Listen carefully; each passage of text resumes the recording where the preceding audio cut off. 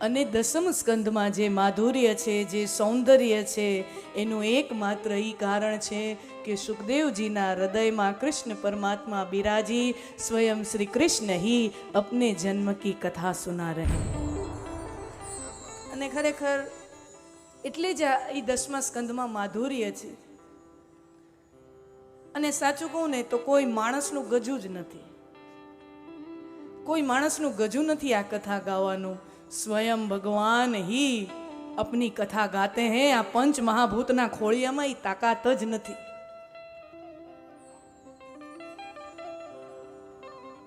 પૃથ્વીથી પાપનો ભાર સહન થતો નથી.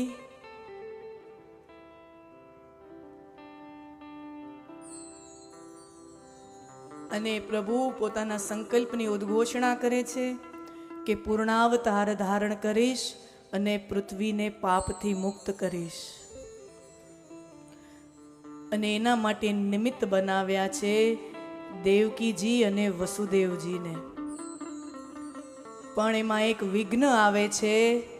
અહંકાર રૂપી કંસ અશ્વોની લગામ હાથમાં લઈને બેઠો છે. પોતાની પિતરાઈ બહેન દેવકીનું લગ્ન વસુદેવજી સાથે કરવામાં આવ્યું. કંસની સગી બહેન નથી દેવકી, પિતરાઈ બહેન છે. ખૂબ રંગે ચંગે ઉમંગે ઉત્સાહ સાથે બહેનના લગ્ન કરાવ્યા. ખૂબ મોટું કર્યાવર, મોટો દાયજો આપી, ભેટ સોગાદો આપી અને બહેનના લગ્ન કરાવ્યા. ને ત્યાં એટલું જ નહીં, સ્વયં પોતે રાજા કંસ ઈ રથ ઉપર સવાર થઈને ડ્રાઈવર બનીને પોતાની બહેનને સાસરે વળાવવા જાય છે. એટલો પ્રેમ કે છેટ સાસરે સુધી બહેનને વળાવવા જાય. અને જેવી આકાશવાણી થઈ, મૂર્ખ કંસ, તું જે ઉત્સાહથી તારી બહેનને સાસરે વળાવવા જાય છે, ઈ જ દેવકીનો 8મો ગર્ભ તારો કાળ છે. અને જ્યાં આ આકાશવાણી થઈ ત્યાં કંસનો બધો પ્રેમ ભસ્મીભૂત થઈ ગયો. રથ ઉપરથી ઠેકડો મારી કંસ દેવકીનો ચોટલો ઝાલી, કમાનમાંથી તલવાર કાઢી અને દેવકીને મારવાનો પ્રયત્ન કરે. ત્યાં વસુદેવજી કંસના પગ પકડી લે. કંસ, શાસ્ત્ર સમજ, સ્ત્રી ઉપર હાથ ન ઉપાડાય, બેન ઉપર હાથ ન ઉપાડાય, કોઈ સ્ત્રી ઉપર ક્યારેય હાથ ન ઉગામાય. શાસ્ત્ર સમજ. નહીં, મારીશ. 8મું સંતાન મારો કાળ છે. વસુદેવજીની પહેલી દલીલ નિષ્ફળ ગઈ. કંસ શાસ્ત્ર સમજ, જેનું દાન કર્યું હોય એનો નાશ ન કરાય. હમણાં જ થોડા સમય પહેલા તે કન્યાદાન કર્યું છે, એનો નાશ ન કરાય. મારીશ, કાળ છે. 8મું સંતાન. બીજી દલીલ ફેલ ગઈ. વસુદેવજી કહે છે કંસ, અને ત્યારે વસુદેવજીની સ્થિતિ કેવી હશે તો વિચાર કરો.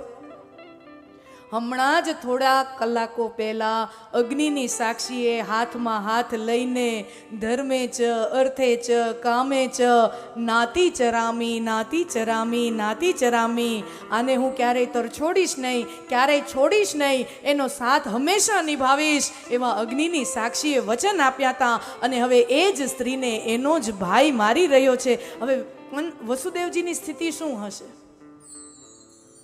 હમણાં વચન આપ્યા હતા રક્ષણ કરવાનું. પતિ શબ્દનો અર્થ સંસ્કૃતમાં આ થાય.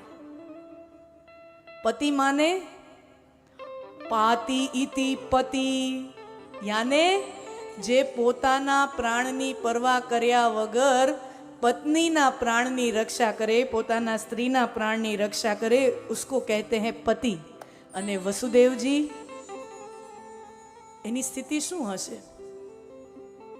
અને પછી હવે વસુદેવજી છેલ્લી દલીલ કરે છે. કંસ, આકાશવાણી બરાબર સાંભળ, તને દેવકીથી કોઈ હાનિ નથી, અમારા સંતાનોથી તને હાનિ છે ને. અમારા જેટલાય સંતાનો થશે એક પછી એક હું તને આપી દઈશ, તારે એની સાથે જે કરવું હોય તે કરજે, દેવકીને છોડી મૂક. આપણને એમ થાય ને વસુદેવજી આવું કેમ કીધું? એના વસુદેવજી આવી શરત કરી એટલે જ કંસ એક પછી એક છોકરાઓ મારતો ગયો. વસુદેવજી આવું કરાય? તમે સમજો તો ખરા વસુદેવજી કઈ સ્થિતિમાં છે.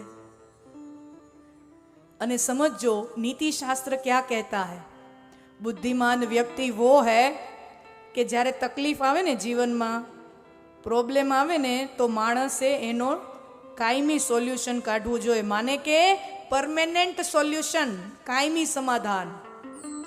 અને સમજી લ્યો કોઈ પણ કારણોસર તમે કાયમી સમાધાન લઈ આવવા સમર્થ ન હો તો બુદ્ધિમાનીનું બીજું લક્ષણ એ છે તો કામ ચલાવ સમાધાન લઈ આવો. જો પરમેનન્ટ સોલ્યુશન પોસિબલ નથી તો ટેમ્પરરી સોલ્યુશન, કામ ચલાવ. અત્યારે તો કામ રડી ગયું, બાદ કા બાદ મેં દેખ લેંગે. અત્યારે કામથી બચ્યા, અત્યારે આમાંથી નીકળ્યા, પછીનું પછી જોયું જશે.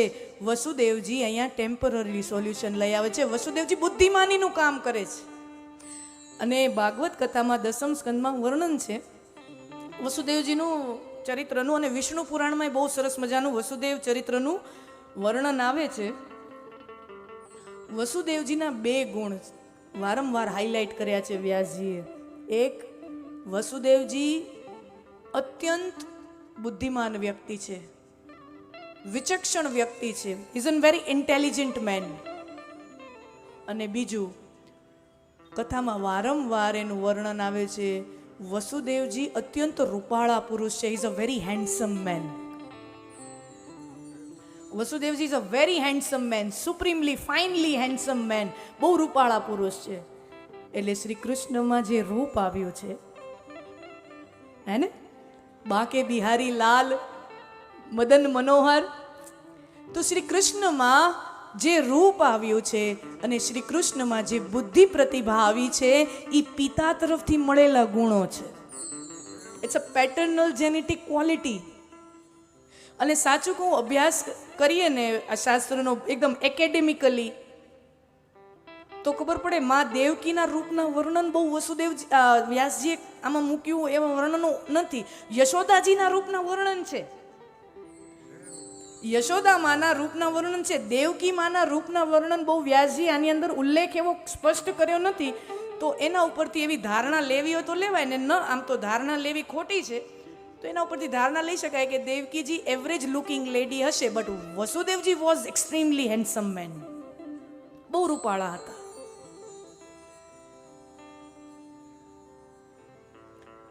કંસે દેવકી અને વસુદેવજીને કારાવાસમાં પૂર્યા છે. સમય વીત્યો. પ્રથમ બાળક વચન પ્રમાણે વસુદેવજી કંસને સોંપે છે અને કંસની અંદર ભાવ જાગે છે કે વસુદેવજી વચન ભંગના પાપથી કેટલા બીવે. જો વસુદેવજી પાપથી બીતા હોય તો હું કેમ ન ડરું.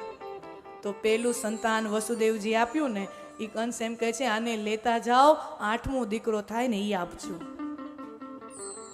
મને તો 8મું સંતાન મારશે, આ લેતા જાઓ. વસુદેવજી હરખ સાથે એ બાળકને લઈને પાછા કારાવાસમાં આવે અને માં દેવકીને જે આપ્યું ત્યાં દેવકીજીએ છાતીએ ચાપ્યો પોતાના બાળકને.